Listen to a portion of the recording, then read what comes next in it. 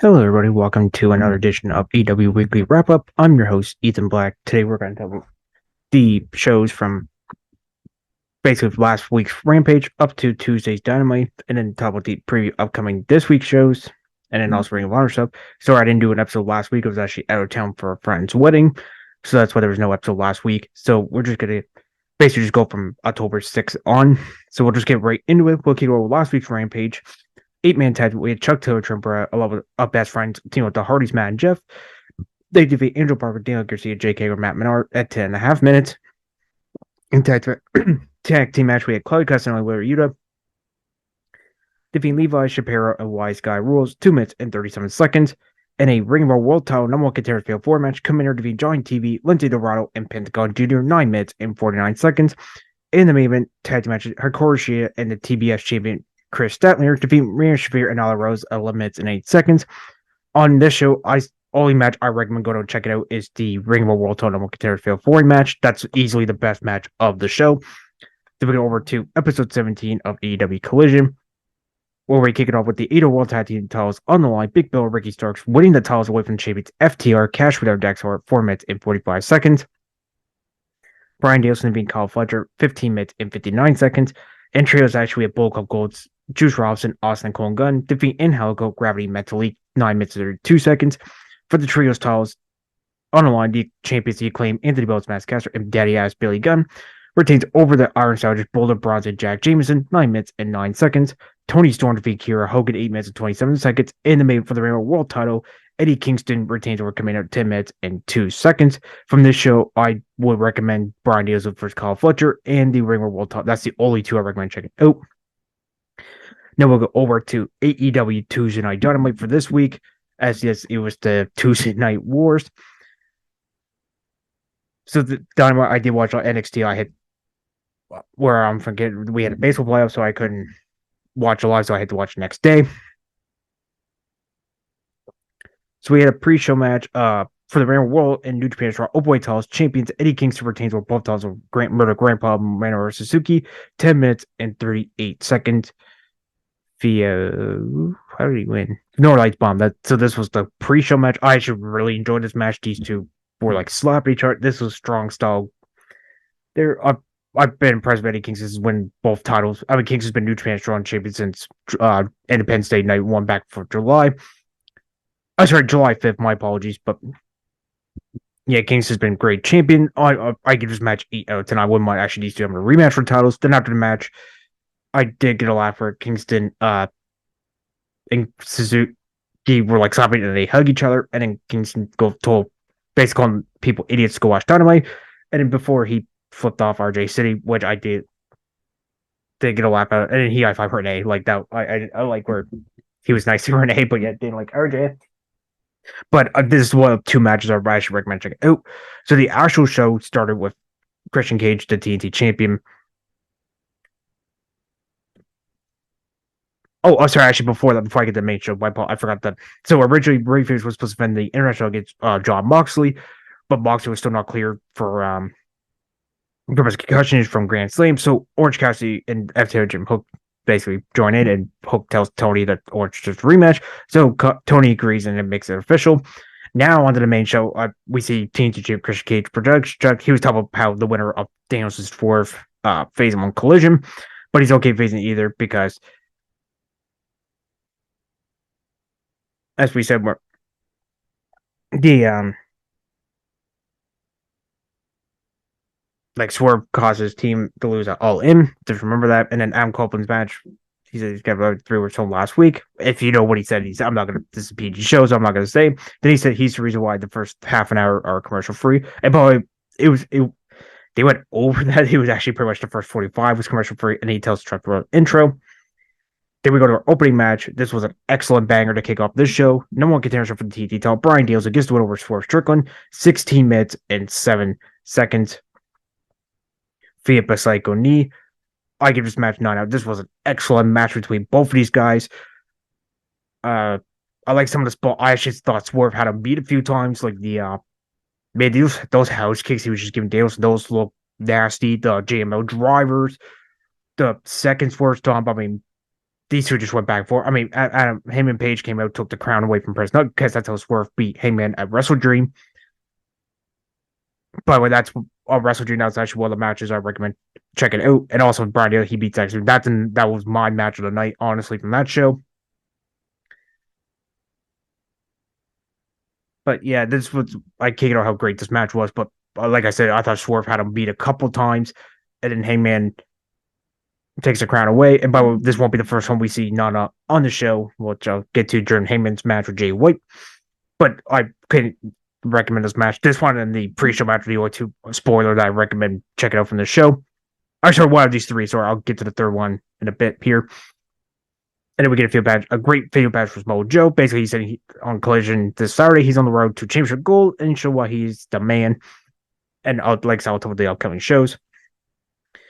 Then, so overall, we did have 8 matches, 7 on the main show and 1, like I said, on the pre-show multiple times. But so I'm just gonna say match number 3, Powerhouse Hobbs gets a dominant win over Chris Jericho, 7 minutes and 24 seconds via World's Strongest Slam. They didn't call it that, but you could tell he was paying homage to Mark Henry.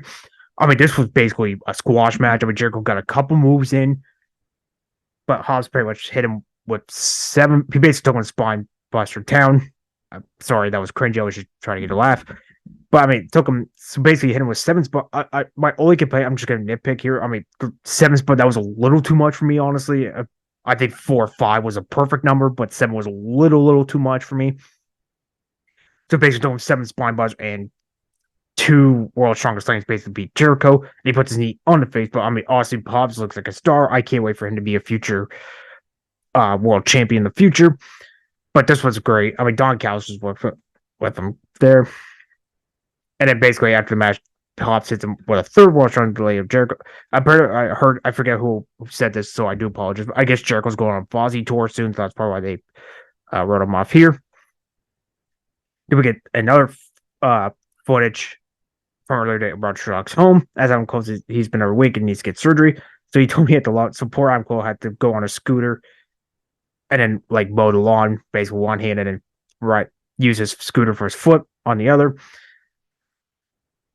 And then Cole was asking why the king couldn't do it. And then Roderick said he missed spot, which I could have loved the same. And then Z had to go home and change shirt because the shirt's been for weeks smells. So they gave him a next strong shirt. And then and Cole was also asking what that stuff Jerez was. So Matt Taven calls him Rick Strong. Then he asked Roderick where's the TV because he had to watch Dynamite. So Roderick said the TV is the devil. And as Cole was about to leave, Strong's need one more thing. As we were black, I actually thought this was pretty funny. And I'm pretty convinced Cole already got a surgery, unless they did a bunch of tapings in like one day kind of thing. But and they also had no cell service. So I mean, poor Roderick basically in a boring house. No offense, Roddy. Then we go to our first of 2 title matches on the show.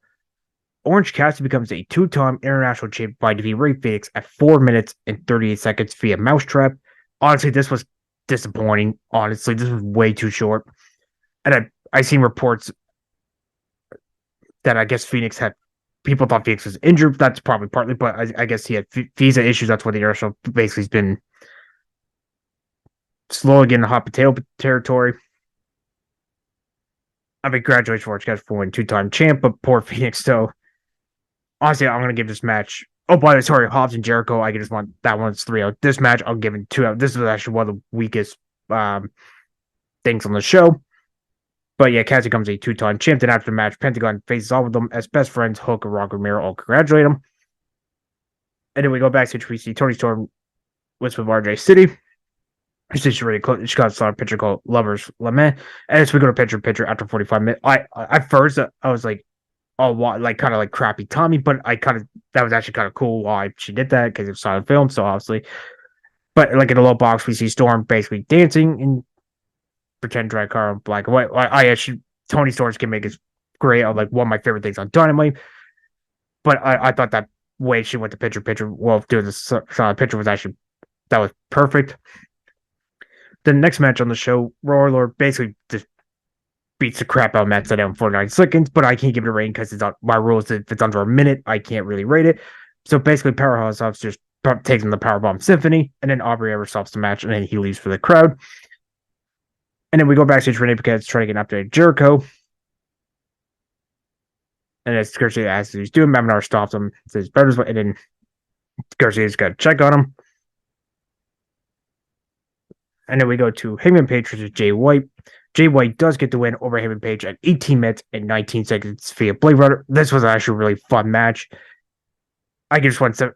Honestly, they had better matches like in New Japan and stuff, but I still enjoyed it. So I just won, like I said, 7 out of 10. I did laugh where Juice Robinson and the Guns came out with little tricycles. That was pretty funny. I remember when I said Prince the first time I went to see him. We saw he basically ran down. He took the crown. Basically arguing. Oh no, I'm sorry. White rolled him up. No, I thought he beat with Blade Runner. Sorry, no, he rolled him after Prince on him. We're basically having a tug of war with the crown. I thought Page had won a couple of times, like with the Buckshot Lariat, Deadeye, and like Page when he does the fall like Moonsault combo or knee. But honestly, this was a fun match. And then basically after the match, Page chased not enough. Then we hear the music of AEW MJF makes one. He cuts music. He calls Jay the B word, as we heard. Then he basically told him to get his AEW title back since he made the match full gear. As the fans, and I think they're in Independence, Missouri, where Jay gave it back, which that was actually kind of funny. And then Jay White, they want to hear from MJF. They want to hear from JAY. White tells the crowd to shush. Then he calls the Triple B the Big Bang Belt. And he said he was going to give the world title up until the crowd told him to shut up, so he changed his mind. And then he said White was taking this page out MJF's book. And he said the only two things they care about is the world title and Adam Cole. And then basically, towards the end, we saw Drew basically shows a world course, it has MJF's name, and then MJF got really mad and said he's going to end his life. And then Drew, before that, Drew said he's going to enter the Dynamite Dyson Battle Royal next week, and he's going to take that ring from MJF. So there's a lot of controversy on this, like that quarter part with MJF and Juice. Like MJF, like he said multiple, he's got bullied with it, and Juice has used quarters with his gimmick before, but honestly, it was kind of poor, in my opinion, it was kind of poor taste, especially what's going on in the real world right now. Honestly, I would have not did that. Honestly, it was just in poor taste. Like they should not even. I don't know how this got approved. To be really honest, like that, it shouldn't just not made on TV. Like this shouldn't. Even, the quarter part should. I like the promo in total, and that kind of put a sour taste in my mouth. But honestly, it should just never got made on TV. That's what I'm trying to say. But that's all I'm going to say about it. And then we go to picture break. We see second act of Tony Storm's Lover Lament. Then we go to our semi-main event for the women's title. Hikaru comes a 3-time champ by defeating the champion Saraya at 11 minutes and 18 seconds via roll-up. I actually like this match. So Saraya does fail on her second defense.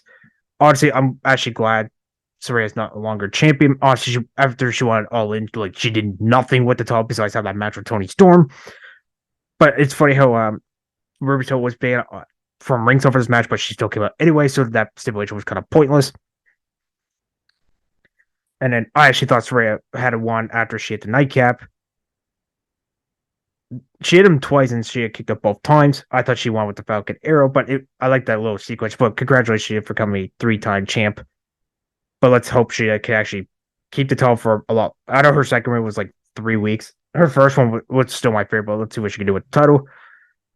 And then after that, Excalibur said Chris Jericho has been taken to the hospital to detach my house from the show before Tony finds out that over $1 million in toys will be donated to children to suffer for AEW. That's actually kind of cool.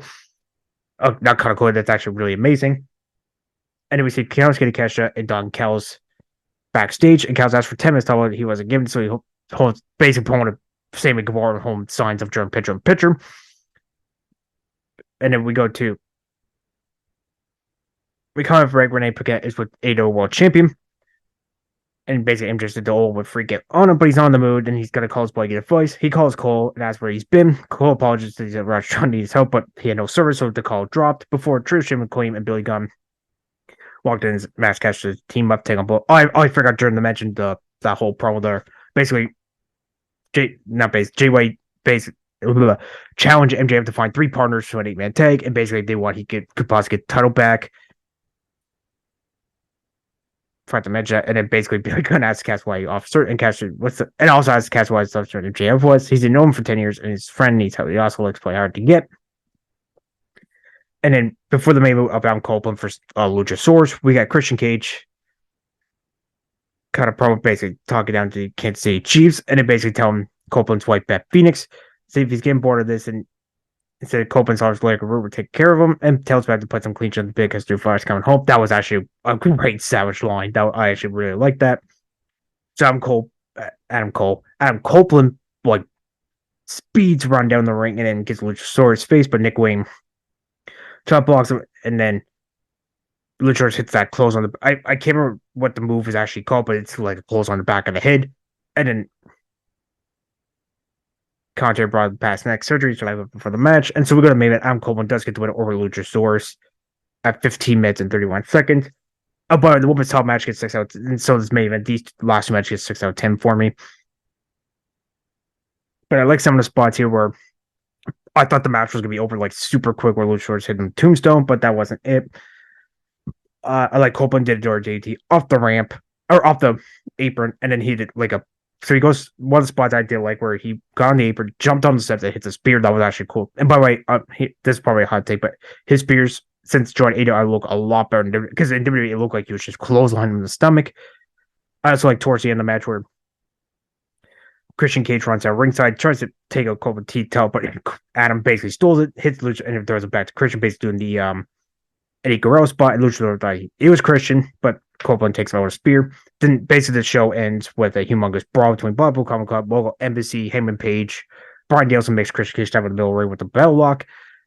But to close out this week's Dynamite, overall, I actually really enjoyed this week's episode of Dynamite. I know it's only for one. We did Tuesday Night Wars. But honestly, only matches I recommend is the Eddie Kingston Minoru Suzuki title match, Brian Danielson for Sports Strickland, and Jay White versus Heyman and Page. That's the only three I would recommend. Go to check it out.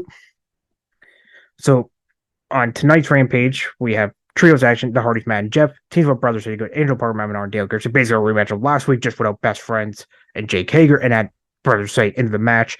Sky Blue as well as Emi Sakura, Jay Lethal for Trent Beretta, and Blabble Cody Castaneda for Gates Agony, Toy Leona, and Khan. Then on Saturday's Collision, only 2 matches made so far. It's Christian Cage defending title against Brian Nielsen, and Samoa Joe will defend the Ring of Honor television title against Willie Mack. And then next week's Dynamite, only 2 matches made. It's a Dynamite Diamond Dozen Battle Royal. Juice Robinson is the only one confirmed with 11 more left. And the winner faces MJF for the ring, as MJF has won it since 2019. And then Full Gear made card for November 18th. MJF defends with 801 talk against Jay White. That's actually, I'm looking for that match as well. But that is the AEW stuff. Now we'll go over to the Ring of Honor episode 33. We had 13 matches as it was Friday 13th Eve. By the way, happy Friday 13th, everybody. That's who celebrate if you're a big horror fan and stuff. So we can go with first up 2 Prove Ground matches from the men's side. Ring of Honor World Champion Eddie Kingston defeats Bret to go in minute 49. So basically the rules are Prove Ground match. You have to get a win by pinfall or submission count DQ, or survive the 10-minute time limit to get a shot at the title. And then we got a tag match: Gate to Agony, Khan and Toy Leona defeating Lights Camera Faction, Fresco and Watson, 2 minutes and 33 seconds. The other program match from the women's side, Women's Champion Idea defeat Mazarek 5 minutes and 17 seconds. For the AAA Latin American title, QT Marshall defeats Daga to retain title 7 minutes and 18 seconds. In tag team match, Shane Taylor Pro, Shane Taylor Lee Moriarty defeating the inferior Kylie Brown and Sean D 6 minutes and 41 seconds. And by Shane Taylor Pro, it was teasing Lee Johnson joining. I actually wouldn't mind Lee Johnson actually joining that group. That actually would be pretty cool. And I'll go defeat Marty Casas. I do apologize for pushing Maury the Moth. I'm just going to call him from Lucha Underground, 4 minutes and 28 seconds. Mercedes Martinez defeat Lady Frost, 5 minutes 31 seconds. Will Knight go defeat Leia Hirsch, 6 minutes 52 seconds.